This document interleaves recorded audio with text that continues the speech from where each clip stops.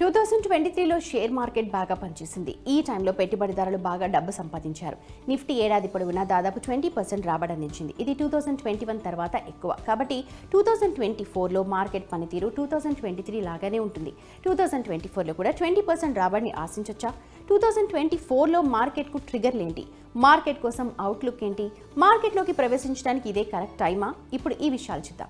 గత 8 ఇయర్స్గా నిఫ్టీ స్థిరంగా సానుకూల రాబడిస్తోంది. 2023లో ఎన్నికల ఫలితాలు 5 రాష్ట్రాలుగాను 3 రాష్ట్రాల్లో బీజేపీకి అనుకూలంగా ఉండటం, మ్యూచువల్ ఫండ్స్ నుంచి నిరంతర కొనుగోళ్లు, విదేశీ సంస్థాగత పెట్టుబడిదారులు భారతదేశానికి తిరిగి రావడానికి దారితీసే యునైటెడ్ స్టేట్స్లో వడ్డీ రేట్ల తగ్గింపు ఆశలను మార్కెట్ అందుకుంది.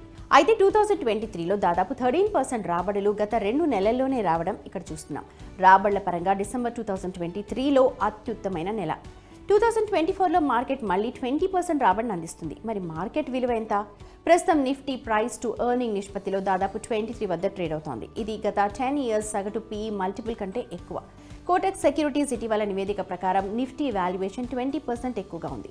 రాబోయే 6 నుంచి 9 మంత్స్లో మార్కెట్ కన్సాలిడేషన్ చూడొచ్చు.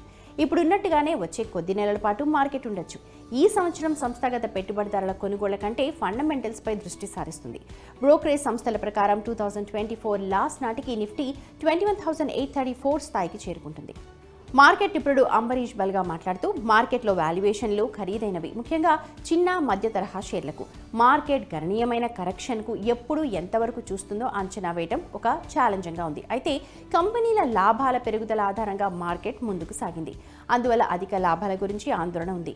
2024లో నిఫ్టీ 20,000 లేదా అంతకంటే తక్కువ స్థాయికి చేరొచ్చు. ప్రస్తుత మార్కెట్ విలువలు ఎక్కువగా ఉన్నాయి కాబట్టి మార్కెట్లోకి ప్రవేశించడానికి ఇది సరైన అవకాశమేనా? మార్కెట్లో పెట్టుబడి పెట్టడం అనేది రోజువారీ ఆట అయితే కాదని గుర్తుపెట్టుకోవాలి. Money9లో దీర్ఘకాలిక పెట్టుబడుల కోసం మేము ఖచ్చితమైన సలహా ఇస్తున్నాం. అయితే ప్రస్తుతం 10 ఇయర్స్ సగటు వాల్యుయేషన్ కంటే ఎక్కువగా ట్రేడింగ్లో ఉన్న టైంలో మార్కెట్లోకి ప్రవేశించడం కరెక్టేనా? ఈ క్వశ్చన్కి సమాధానం కోసం 2024 ట్రిగర్లను అర్థం చేసుకోవడం చాలా ఇంపార్టెంట్. ఈ ఇయర్ మార్కెట్కి సంబంధించి ముఖ్యమైన సంఘటనలు ఏంటో అర్థం చేసుకుందాం. 2024లో మార్కెట్ కోసం 3 to 4 ముఖ్యమైన సంఘటనలు జరిగాయి. వీటిలో ఏప్రిల్ మేలో సాధారణ ఎన్నికలు, యుఎస్ ఫెడరల్ రిజర్వ్ వడ్డీ రేట్ల తగ్గింపు, ద్రవ్యోల్బణం, ఆర్థిక వృద్ధి, కార్పొరేట్ ఆదాయాలపై ప్రభావం చూపే హెచ్చుతగ్గుల ముడి చమురు ధరలు లాంటి అంశాలున్నాయి.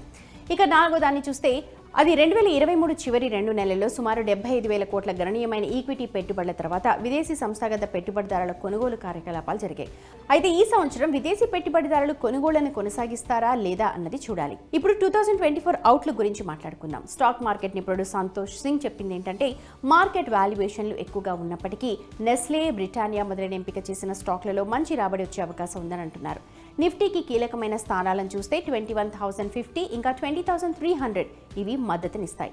ఆఫ్ సైడ్లో నిరోధ స్థాయిలు 21,600 వద్ద, ఆ తర్వాత 21,900, ఆపై 22,400 వద్ద ఉన్నాయని చెప్పారు. ఇక మరో మార్కెట్ నిపుణుడు రవి సింగ్ మాట్లాడుతూ, లార్జ్ క్యాప్ ఐటీ స్టాక్లను పక్కన పెడితే ఎంపిక చేసిన చిన్న PSU స్టాక్లలో 25% వరకు రాబడి ఆశించవచ్చు. మార్కెట్ 20,500 చుట్టూ బేస్ ఏర్పరచుకుంది. ఇది 5 to 10% కంటే ఎక్కువగా తగ్గకపోవచ్చు. అందువల్ల పెట్టుబడిలో 60% ఇప్పుడు చేయొచ్చు. 20% 3 to 5% క్షీణత వద్ద, మిగిలిన 20% 3% తగ్గుదల వద్ద చేయొచ్చని చెప్పారు.